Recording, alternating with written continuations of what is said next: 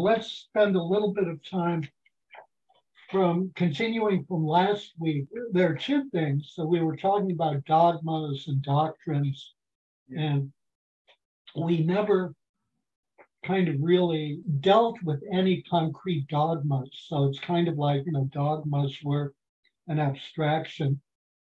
So if you feel motivated, you can find a list of the dogmas of the Catholic Church. But they consist of, sort of basic statements about the nature of God, about the Holy Spirit, about Christ, about Jesus as both God and man, about the Blessed Virgin Mary being God-bearer, being without sin. They consist of statements about the church. So there's a lot of stuff in them, but so in some cases, although they're not necessarily contradictory, they appear to be contradictory. So for example, one dogma is God, our Creator and Lord, can be known with certainty by the natural light of reason from created things. So God can be known from certainty by reason. Another dogma is God's nature is incomprehensible to men. So they're talking about different kinds of being known. We can't fully know God, but nevertheless, that's sort of unclear and, seemingly contradictory, although it can be explained away, but nevertheless, it's confusing. Another dogma is Christ did not die for the predestined only. But the problem is that predestination is a complex theology.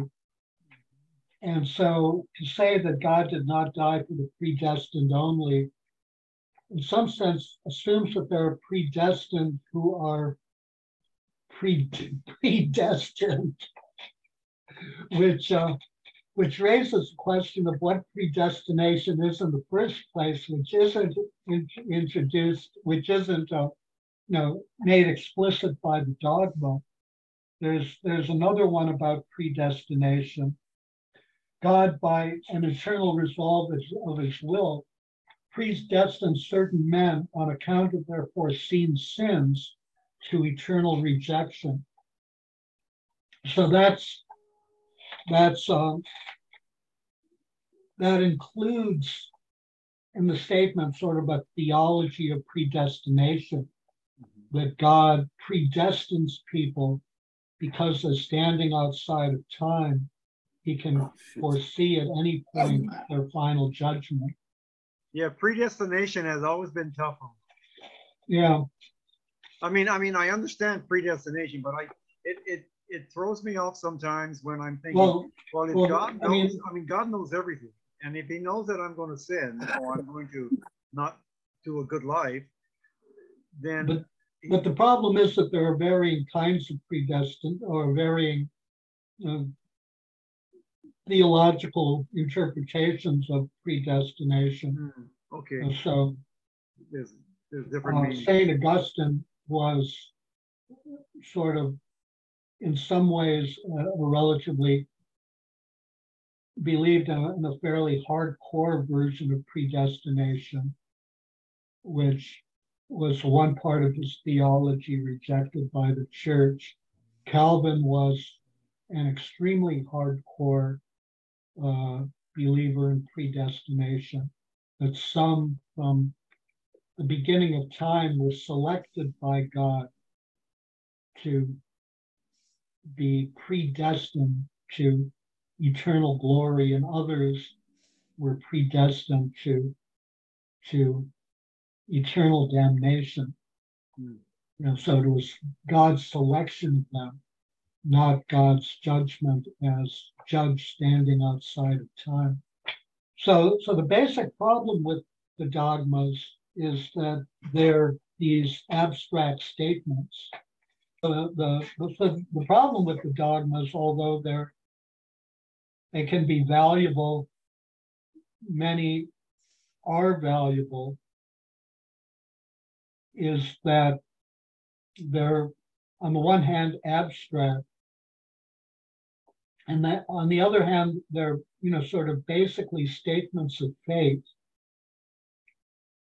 but they don't tell us as Christians what we're called to do.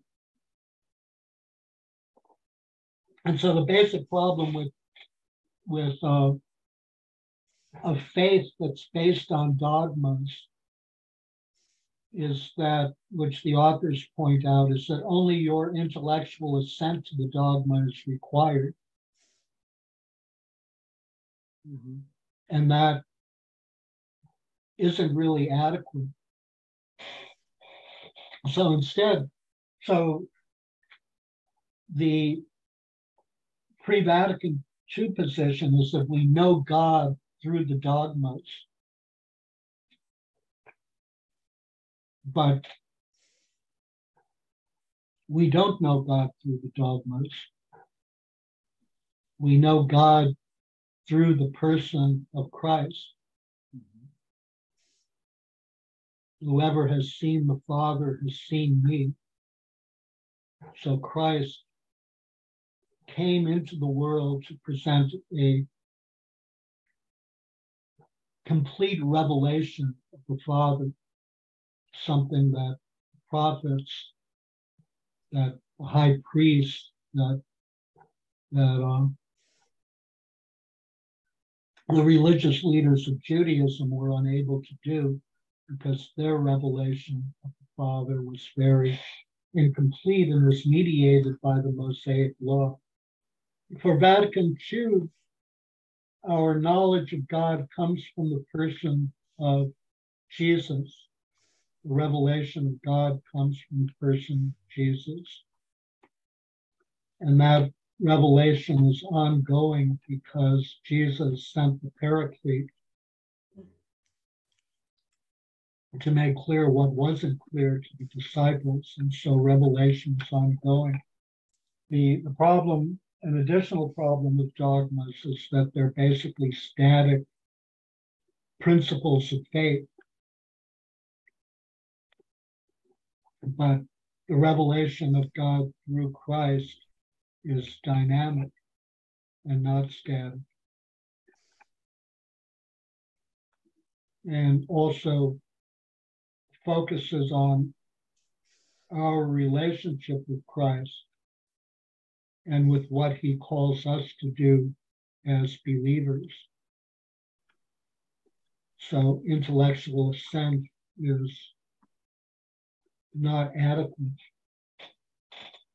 We're called to be an active people of God. What were they talking about, that propositional model? Propositional model? Yeah. It's that the faith is expressed in a series of propositions. And that was before Vatican II. What? That was before Vatican II. That's before Vatican II. The right. Propositional model. Okay. Right. And then when Vatican II starts, then they change that into divine revelation. What? Right. Divine revelation comes from the person of Christ. Mm-hmm. As opposed to divine revelation comes from the set of dogmas of the church. Okay, this is a total revelation now. Okay. So so the dogmas of the church in many ways very imperfectly reveal God. And the dogmas of the church also call us only to, they're propositional because they only call us to assent to them. But intellectual assent has never been very important in the history of the church, other than in the pre-Vatican II period. And so, for example, the creed begins, I believe in one God. So there's use of the word believe.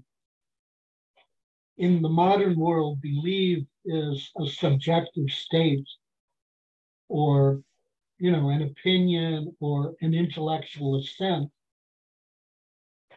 But in the traditional understanding of the word believe, and the understanding of the word believe at the time of the Nicene Creed, when the Nicene Creed was created, believe did not mean intellectual assent, an opinion, or a sentiment. I believe meant that you subscribe to an external truth, and that external truth was of such overwhelming magnitude, such importance, that you based your life, your behavior upon that truth. So I believe in one God means that you live your life recognizing and serving that one God. I believe in one holy Catholic and Apostolic Church means that I believe in the one church, belong to the one church, support the one church, and act within the one church. I look forward to the resurrection of the dead and the life of the world to come is not merely a, sort of, isn't that nice? The resurrection of the dead is our hope and our certainty. And I indeed look forward to it because it's my hope too. The dead will rise again. And there again, that's not a heavenly, image. That's a new heaven and a new earth. And so in many ways, it can be argued that attachment to dogmas, even, if you look at it within its relationship to the Nicene Creed, was a step backward. The Nicene Creed didn't require intellectual assent. It required belief that leads to action. And if we look at the life of St. Athanasius, he could have cared less what anyone, thought or what anyone's opinion was. That was not of interest to him. He was concerned with objective truth and with living a life based on objective truth. So shall we go on to tradition? We have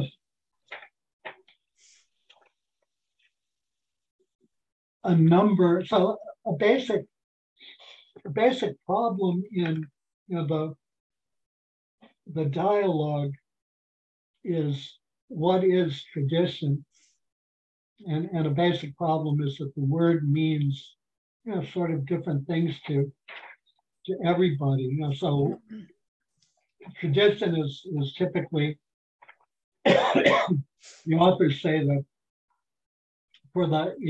within the propositional models, so in pre-Vatican II, it's a collection of customs, laws, and doctrinal pronouncements.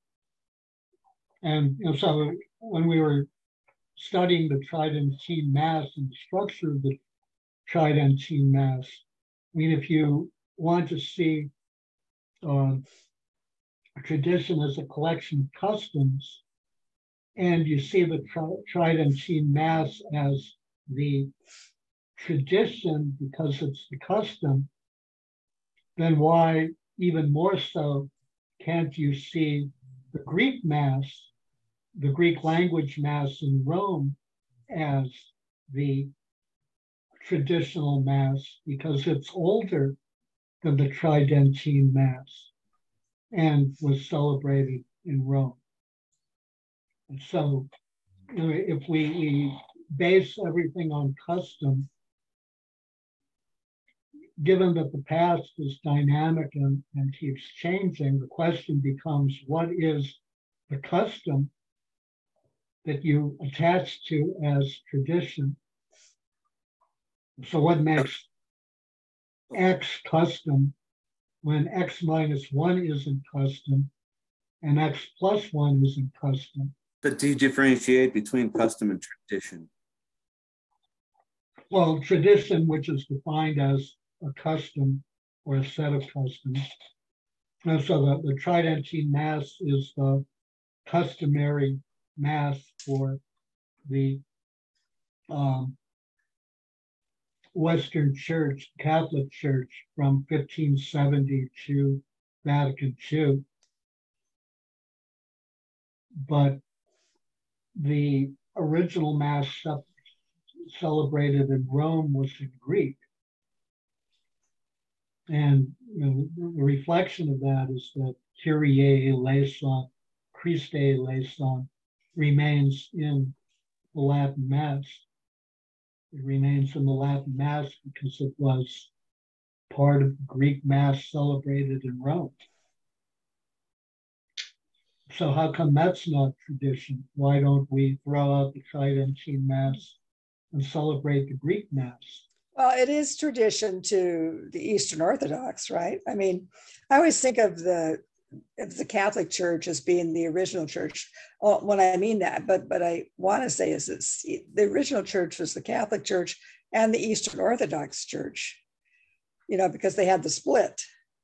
Yeah. So, you would go with, but I'm Catholic because I live in a land of Catholic customs. Yeah, and they came to Catholicism. Although, there was a long period, before the formal schism in the 11th century, even though there was a clear difference between the Eastern and Western churches, they were one church. Mm-hmm. So in that sense, we had, we had liturgies celebrated in Latin, we had liturgies celebrated in Greek, we had liturgies celebrated in Syriac, we had liturgies celebrated in Arabic, we had liturgies celebrated in Armenian, we had liturgies celebrated in a large number of vernacular languages, all within one church. The problem is that tradition in that case is sort of viewed as a revered past, and that's often idealistic. I often have a little different point of view or a little different understanding. Mm-hmm. And that is, what I took tradition. One of the things that I liked about Catholicism is that it takes tradition into account. And I think that's very important. Uh-huh. And so the fact that the traditions through the ages have influenced Catholicism, I think is really important. And it gives you, you have to take into account how let's say, how a family was, how a family divided itself or kept itself together, how history, looked on certain people's, all those things. I think they're kind of like the little grain of salt that's in there, mm-hmm. in the plan. So it's not literal. So what I'm really raising as an issue is the problem is, what is tradition? So I'm not saying that tradition is unimportant or should go away or whatever. I would consider myself I do consider myself a traditionalist in sort of a very major way. many traditionalists might disagree, but I see myself as a traditionalist, very much in keeping with the tradition of the first through the 7th century fathers, who I draw on for inspiration, who I draw on for direction, or who I read a great deal. And so for me, that's the tradition that I really find, fulfilling. The church in the Middle Ages, although I really like the scholastics a great deal, but then after the scholastics and after the Aquinas, I'm much less enthusiastic about those traditions.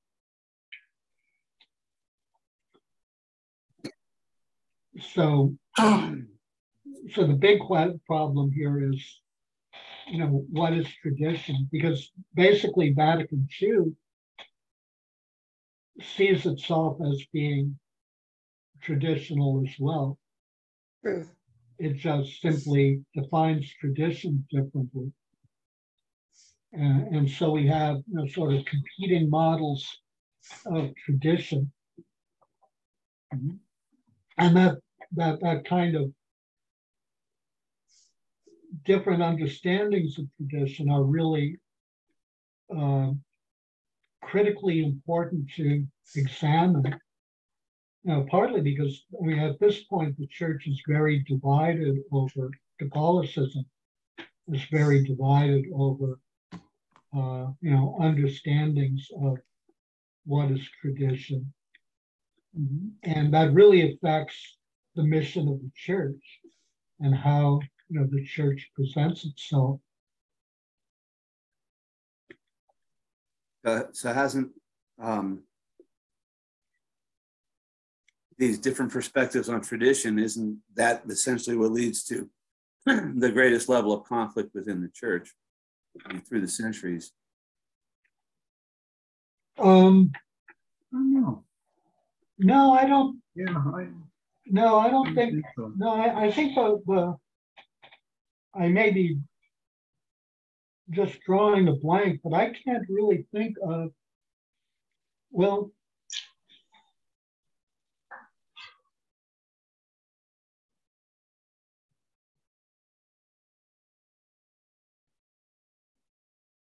I think it's probably fair to say that the issue of traditions versus, at some level, everybody believes in traditions. Or all Catholics have. The big problem is, what traditions what does tradition mean, and what traditions do they look to, and where do they look to for traditions? But I think it's true that all Catholics see themselves as, in some form, passing on the traditional apostolic faith. But I think that the issue really emerges with most force, starting with the French Revolution, and and has really continued since then. With the French Revolution, there's a fundamental conflict between, so the French Revolution raised the issue of the rights of man, and the dignity of humankind, and the church was not really a big proponent. The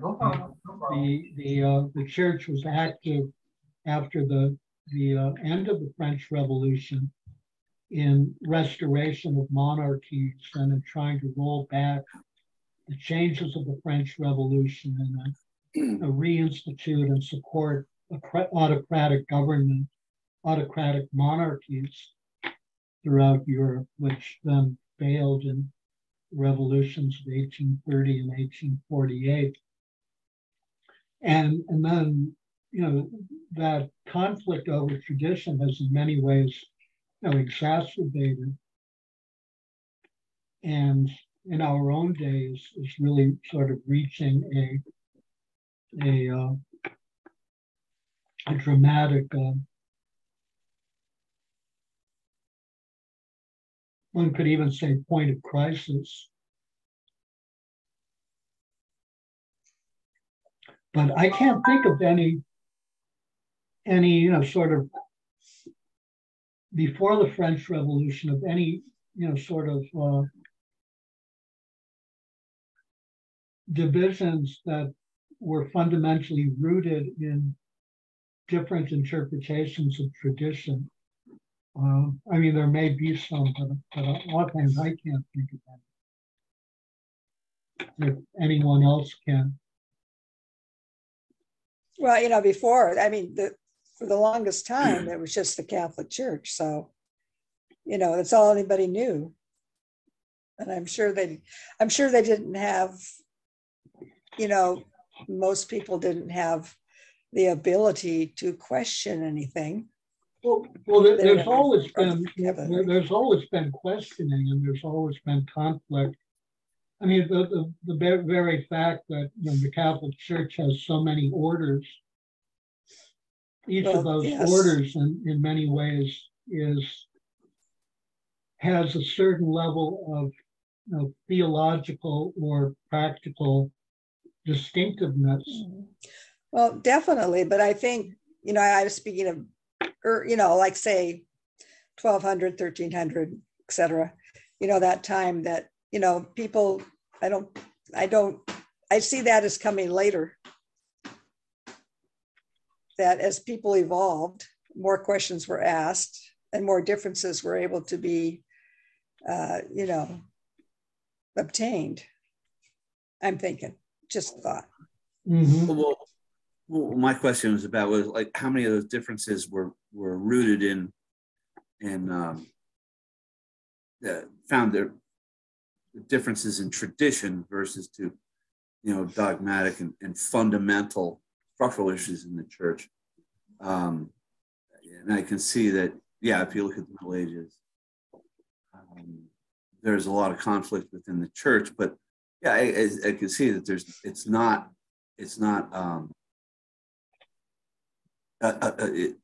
it seems that the tradition within the church is as you point out, it's pretty stable. That's not where the problems came from. That it was deeper rooted in that, and that tradition has, if you think about it, reflect on it, it's pretty stable through time, and that the problems the church had were bigger than just the reexamination of tradition. Mm-hmm. But and then too, after the French Revolution, I mean, they'd conquered authority, so and didn't that spill over into the church, the fact that people realized they didn't have to kowtow to authority. Mm-hmm. Where before that, I don't know, everybody was kind of a subject. I mean, well, yeah, although, to a degree, I mean, certainly what is in the aftermath of the French Revolution and various periods, there were, sort of enormous, significant grassroots movements from laity and parish priests that were, not necessarily very well received at the higher echelons of the church. I mean, there were organization of labor movements, for example, and one of the significant things was a response to the Industrial Revolution, which the top of the church hierarchy just tended to condemn and sort of condemn as a fundamental evil without particularly doing anything about it, as opposed to many of the lower levels of the church, parish clergy, laity, who condemned it and saw it as an opportunity for growing the kingdom of God and transforming the world. So organizing labor unions, organizing peasant free school movements, organizing literacy movements among the newly recruited working class, taking measures to ensure that those who were most exploited were treated justly, agitating for the 8-hour day, in some cases adopting a fundamentally socialist agenda. All of those were, not especially looked upon favorably by the upper echelon of the church. And the basis for doing them, was tradition, simply a different understanding of what tradition is. And with change comes chaos. That's always the way it is. Nobody understands, the new change that the new generations are bringing. Right. And then look what Pope John Paul II, as far as supporting, he was in great solidarity with the union, the people. Mm-hmm. So it was a big turn of events as time evolved on. Right. Mm-hmm. Which is always interesting. So are church traditions a more malleable thing that we can see shifts in tradition as opposed to like the bedrock foundation of belief? I mean, I'm thinking, I guess, about. Well, the problem with the bedrock foundation of belief is that, from the last chapter, the bedrock foundation of belief has also changed. I guess that's true. And so we have, the dogmas, which are the bedrock foundation of belief, and we have Jesus as the revelation of God, which is the bedrock foundation of belief. And then if we look at that, look at Jesus as the bedrock foundation of belief, then the dogmas, which were the bedrock foundation of belief, become one of the elements, but only one of the elements built upon Jesus as the revelation of God. I was just thinking, if you look at the dramatic schisms in the church, is like whether you're talking to Jan Hus or Martin Luther, essentially have the bedrock traditions of the church remain the same. And are we talking about in those changes, are those changes just only to tradition and the way that people are? But I wouldn't consider the reformers as reacting to tradition. Yeah, I don't think so too. I would see them as reacting to corruption. Okay. And then in many ways, so corruption was a definite element, particularly for Luther. Yeah. They were also, I don't see them as being, traditional, and I don't see their doctrine. They didn't justify themselves, particularly by, an appeal to church tradition. And in many ways, Calvin is, sort of way off the charts in terms of any connection to church tradition. Luther is, while retaining, sort of elements of liturgical tradition and some elements of, sort of traditional church theology. Also, the changes, are very clearly very non-traditional ones. So it starts with the Mass as a sacrifice. Is not a sacrifice, and so in fact it's not a Mass. So, yeah, I don't see the Reformers as being, the fundamental issue with the Reformers as being what is tradition, or what traditions are we holding on to. They preserve some simply by default, because they're emerging from Catholicism, which defined, well, you can wonder that, but I didn't tell that to my 1.5 millennia. So yeah, so I think the issue of tradition is a fairly recent one.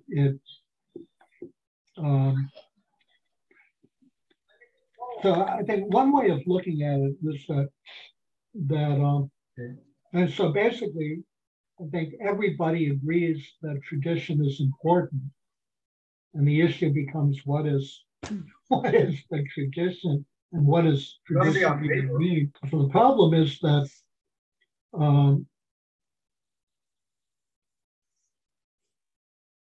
for Catholicism, that the issue is, how do we deal with a rich past that so that we remain faithful to it and do so in a fashion that renders it engaging and life-giving.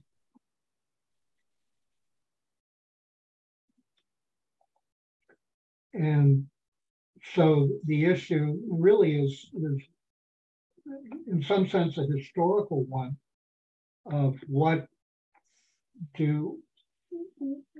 continues and what should be discontinued, of continuity and discontinuity. And so in many ways, the pre-Vatican II model, which it emerged in response to the Reformation, particularly, arose out of the Catholic Counter Reformation. In its time, have sort of many progressive elements, although looking at it over time. So the Council of Trent, for example, produced some really outstanding work, and its decree on justification, for example, I think is still the defining document on justification for the church. It's completely brilliant, and a brilliant summary of Scripture. But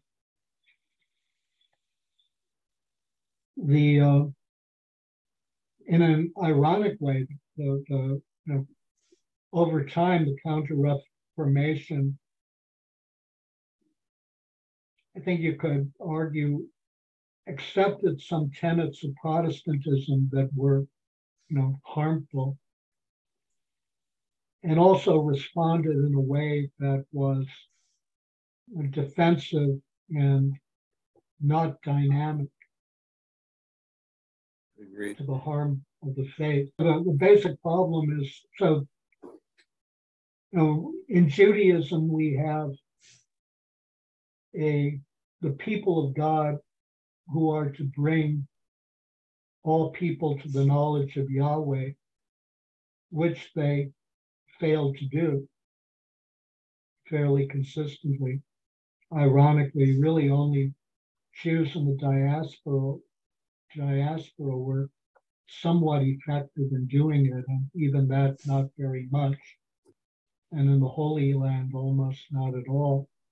So proselytes were comparatively rare. With Christianity, we have a universalistic message that is intended to bring the good news to all people, regardless of who they were, regardless of ethnicity, race, gender, class, free or slave, whatever, everybody. And so the message is a transcendent one. God is transcendent. And so the problem is that a transcendent message has to be articulated.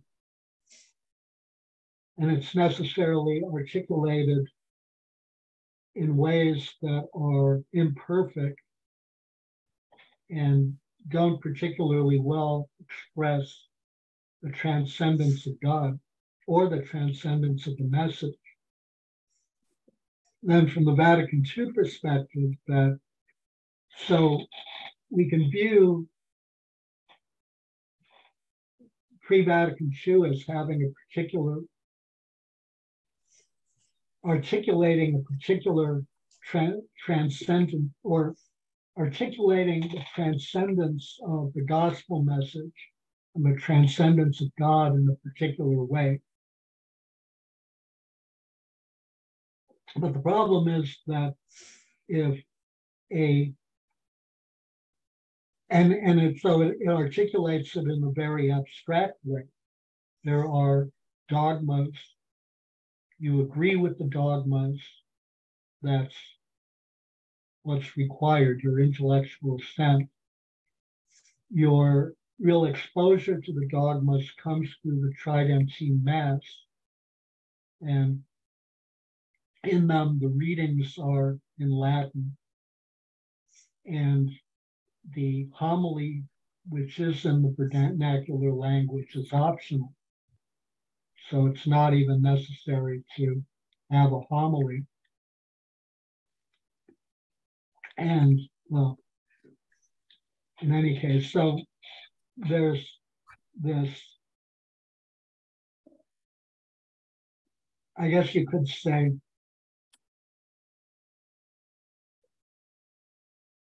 transcendent message in the pre-Vatican II Church that, because it's abstract, is in many ways too transcendent for the people it needs to reach.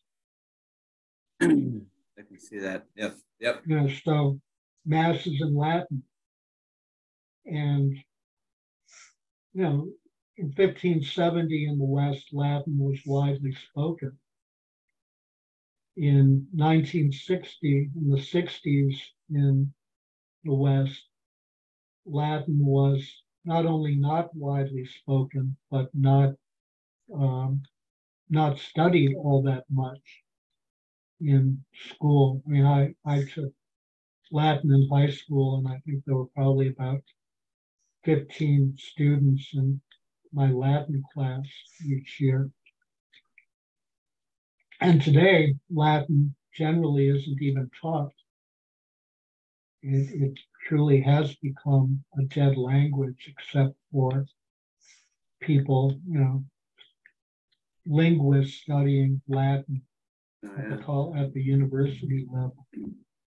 In school, we had a class called Catholic Latin, which was mostly rote learning, not a deep dive into grammar, usage, things like that, or history of the language. So it was, by the time I was taking it in school, generally considered a dead language. Nobody was speaking it except priests at Mass. Right. You know, So, Ron, when we talked about traditions, I just thought that was almost some general things that's passed on through history or from generation to generation as a tradition. It didn't make it a rule like a dogma or a doctrine, but it did make it as something that Catholics might have practiced, like putting on the kerchief or genuflecting when you kneel. And those traditions, they come and go sometimes, depending on how popular they are. mm-hmm. Rather than the doctrine changing over the centuries. You know, Mm-hmm. other than for some of those branches of the Catholic Church that broke away, like Luther, you know, I mean, he changed doctrine and didn't like the Catholic doctrine, so he made his own. So, or he took what he wanted and left out what he didn't want, that broke him away from the Catholic Church. So, Mm-hmm. so traditions can be, it can just be generational to me. So Yeah. I don't. mean, it's also, it is important to see, tradition in some ways, the, practical customs that are labeled traditions, That's it. in some cases are easier to change. So women wearing, having their heads covered, men not having their heads covered can be changed, or capable of change, although, there's some who even object to that. Priests not being celibate can be changed, although again, those who would object.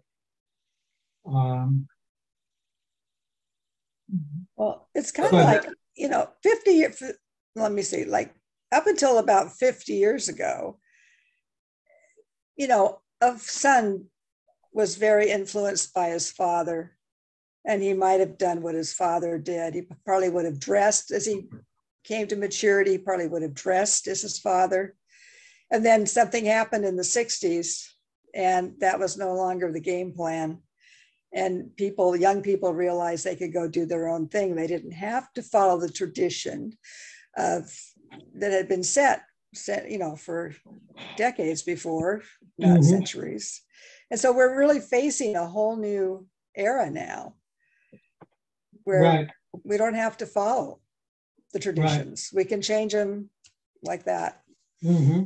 Like we've seen the traditions change in St. John Vianney within the past decade, where we stand or we sit or we kneel or we bow or all those things. We never did that for years and years and years.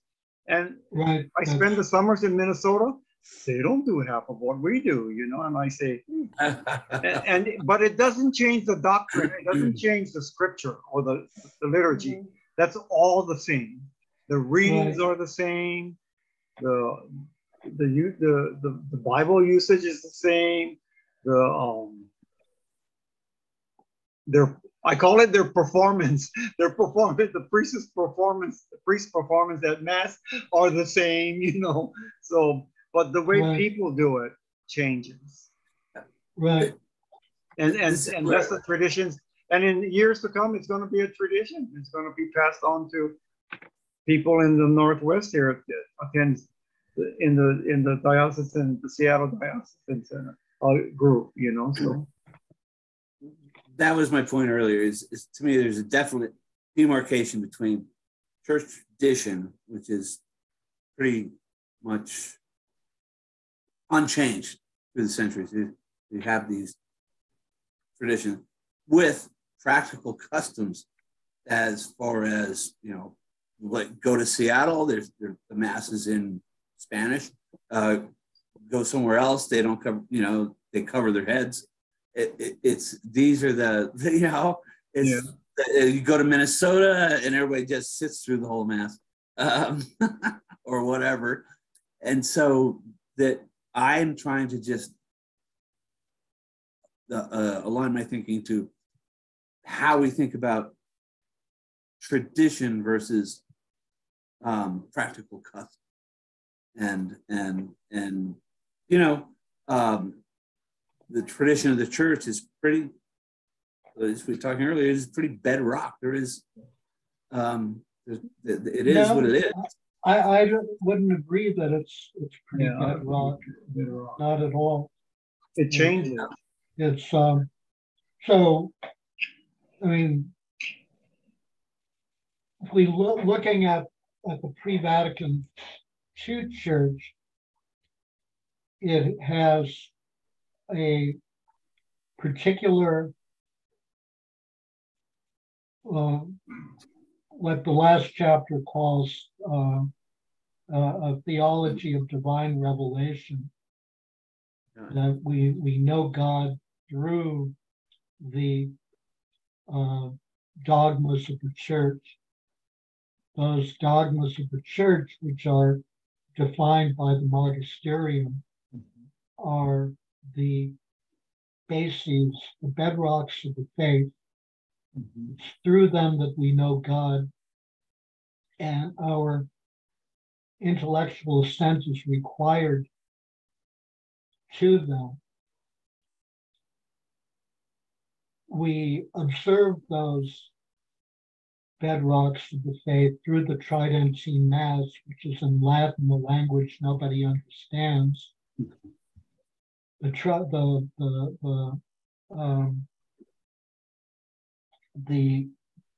dogmas of the faith are adequate, so there can be or cannot be a homily. It's no biggie one way or another. Yeah. And the Mass is fundamentally a matter of a priest and the acolytes or the altar servers celebrating Mass with one another to the exclusion of the parishioners in attendance, with the exception of one or two minor moments when parishioners are called to do something, because ultimately all that's really required of them is their intellectual assent to some particular dogmas. I guess I missed when I said, referred back to the fundamental bedrock of the church. I misspoke. What I'm looking to see the difference between is, like Derek was saying, some parishes do this, somebody does that. What's the difference between these local custom and church tradition when it comes to, yes, we have the Mass follow, the liturgy follows a structure, the sacrifice follows a certain structure. But then where do we, just for the sake of definition, if I go here and I'm, kneeling all the time, and I go there and I'm not, so that would be practical custom. But the underlying, it depends. I mean, there's a way in which the can become complicated, because we probably really have to speak of tradition and traditions. So in some sense, yes. I mean, and plural, that's probably could be more true today than it was in the pre-Vatican II church. But at least, from what I observed in the pre-Vatican, on a limited basis in the pre-Vatican II church, since I became an atheist at a fairly young age in high school, there was so in my hometown there was the Irish, Italian, French church, the Croatian, Slovenian, Slovak church, the Polish church. So I never went to the Polish church, but at the Croatian church, Croatian, Slovak, Slovenian church, the message was one of hell and damnation. You're, all sinners, you're all going to go to hell. You're miserable human beings. Why do you continue to sin and sin and sin and incur God's wrath? And at the Irish, Italian, French church, the message was one of sort of God's joy and God's mercy. And my suspicion was that underlying that was, sort of a, kind of national, were national or differences between Central European Catholicism and West European Catholicism. And that may not be true, but there was a discernible difference, and it lasted for until from the time I was a little boy until I stopped being Catholic. There have always been strong, national differences, and in some ways those have probably been accentuated by Vatican II, because now the Mass is in the vernacular, and now people are called to participate. And also, a real strength of Catholicism in its best moments has been that it has tried to incorporate into worship cultures and beliefs and those elements of popular culture that are godly and point to God into worship. And that was a real strength of evangelization in the patristic period. And the fathers would very carefully look at the cultures that they were evangelizing and would try to bring elements of those cultures into worship so that the worship would reflect the culture of the people who are worshiping. You just tried to ensure that there were no ungodly or immoral elements incorporated. And they did, a remarkably good job at that.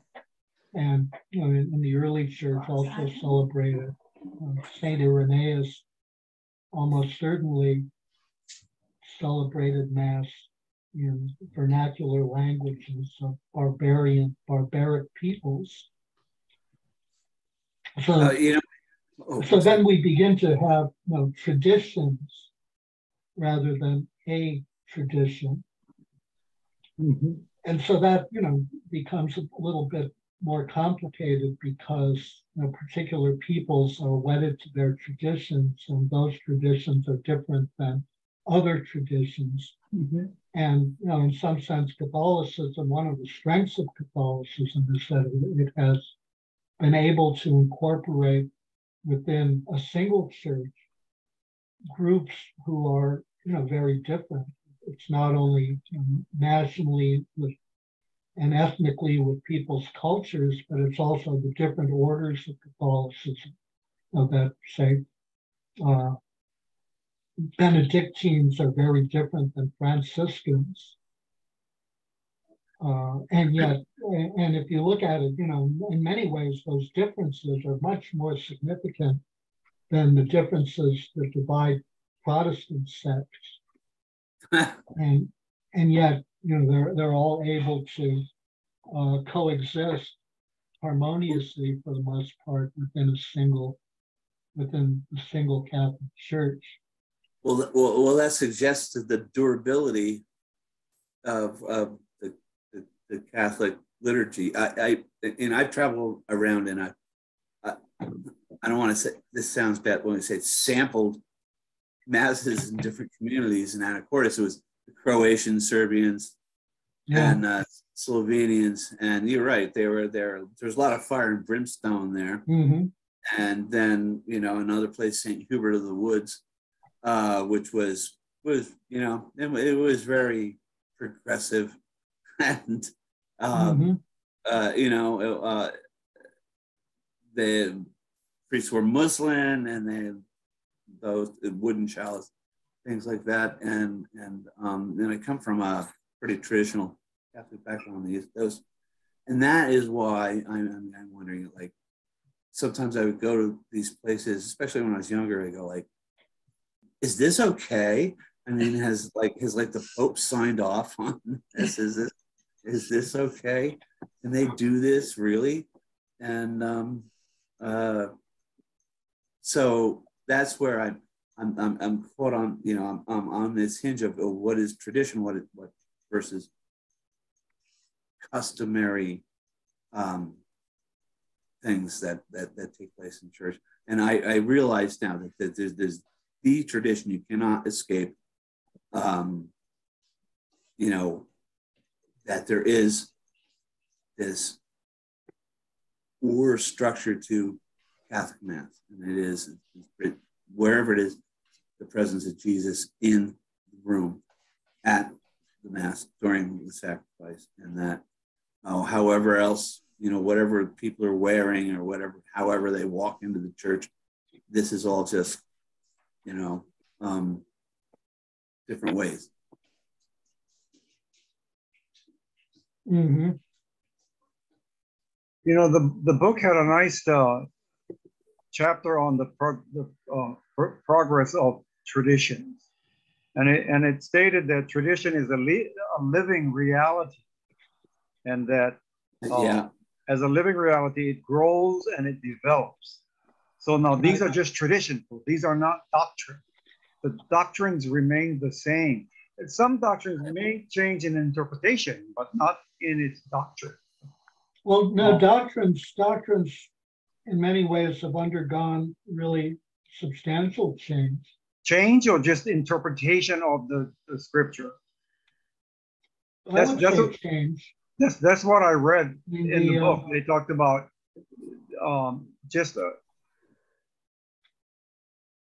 let me go on. And then it talks about traditions having certain customs, practices, laws, theological approaches, and even doctrinal formations may change and sometimes even outgrow their usefulness to the church. And they're talking about the tradition, not talking about the other stuff, the bedrock of the church. So, well, they're talking about everything as a tradition, but not as, you know, I mean, they're saying the tradition can change. I didn't think the doctrines of the church will change, but it says that they can be, well, they can change in a way of not eliminating something, but making it more easier to understand or something, or more information through divine revelation, making it, somebody found some of our popes or bishops can interpret it a little bit better for us. And is that the kind of change you're talking about in understanding something in doctrine or dogma versus tradition? Am I talking about? Yeah. You said that doctrines can change. Mm-hmm. And I didn't think that they can just change. I thought that you have to be inspired. I mean, some, what do you call them? Magisterium. Yeah, magisterium. To, you know, to those intelligent. I mean, doctrines can change. They can be further refined. They can be better articulated. They can be expressed in new ways.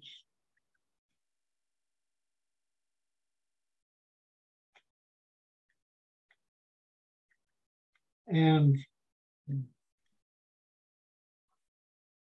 know, they can be de-emphasized.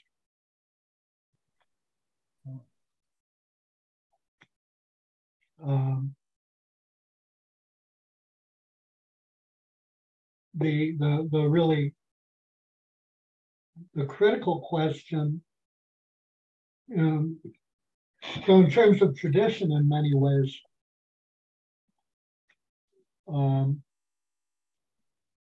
I think you can argue Vatican II sees itself as a return to the patristic tradition or a re-emphasis on the patristic tradition.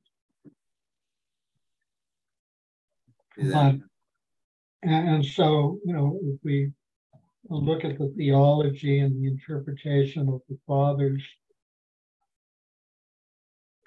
a great deal of it is really insightful.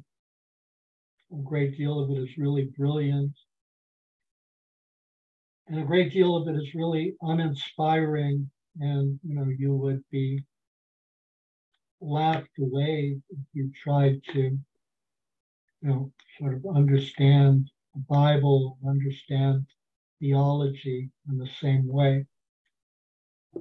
So, you know, it's in some ways sort of a mixed bag. So the issue is, what do you carry forward? Because a lot of, you know, by the time of the pre-Vatican II period, much of the patristic tradition had been lost. So what do you carry forward? And how do you revise it? What parts do you not carry forward, and what parts do you carry forward? What has been lost that is, and, you know, incalculable loss that for which the church has suffered, and what parts are of very little value in the modern understanding or for modern worship. And so the point really here is that tradition has to be living and vibrant. It's stagnant, and the problem, you know, is that in many ways the attempt to preserve the pre-Vatican II tradition looks back to a really stagnant one. And so the question is really fundamentally, what does the church need to do to serve the needs of people in a modern world that's undergoing rapid change? The church itself at this point has, you know, the church is much more ethnically and racially diverse than it ever has been. So is the Latin Mass, you know, appealing in the areas of Africa and Asia, particularly where the church is most rapidly growing?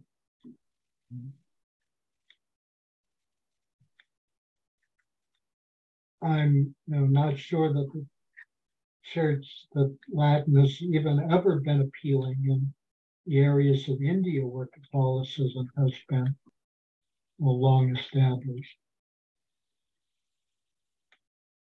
And so how do you reach people? You have transcendent message that's designed for all, that should reach all people. How do you make it reach particular people? Because you can't make it reach all people. Or I put that badly. You know, if you have a fixed set of propositions, and that the expression in worship is a mass that nobody can understand, and in which really nobody is asked to participate, how do you make that relevant to people? And much of the you know, the relevance of, I think, of Vatican II comes from the fact that it's a call for all Catholics to actively participate, that the church is the people, that revelation is not confined to the Pope or to bishops or to priests, but to all believers, and that we're all called to grow the kingdom of God. So we all have the responsibility. That really isn't true of the pre-Vatican II church, where you, your intellectual ascent and maybe your individual spirituality is important. And, certainly individual spirituality is important, but much more important is spirituality within the context of the collectivity. That we're one church, not merely a bunch of individuals, some of whom are, more spiritually advanced than others, and who just happen to be worshiping together. Exactly. Yeah. And, post-Vatican II, what do we do with the Latin Mass? I guess best thing we can do is discard it as an artifact and perform it ceremonially on high occasions. New Year's, Christmas Eve in Rome, but I don't see. It's nice to retain certain attachments to the past, but as far as inclusiveness goes, you're right. We're all individual, but we all share. We have this commonality, and it doesn't matter what language that the Mass is set in, and to me it doesn't. It's that we all understand what's taking place during the Mass, and Right. And actually, we can do that because the Mass is in vernacular languages, so we can understand it in our own language. And therefore, because it's basically the same, we can understand it in other languages because we have as a basis our own language. Whereas when it's Latin, it's in a language no one knows. So you can, maybe follow along, but also, a couple of weeks ago, we discussed the Tridentine Mass step by step. And there's no epiclesis, which I would argue is necessary for a valid consecration. There's the bread and wine are referred to as a spotless victim before I think it says a spotless victim before the consecration, when they're only ordinary bread and wine. So, I think, there are, one of the goals of the liturgical reform was to make clear the meaning of the Mass. And the Tridentine Mass has no clear meaning from my perspective. It, is well, I think since I'm not a big fan, I don't want to go overboard, but I would say that Tridentine Mass raises some major theological problems and some major liturgical problems that I would see as pretty insurmountable.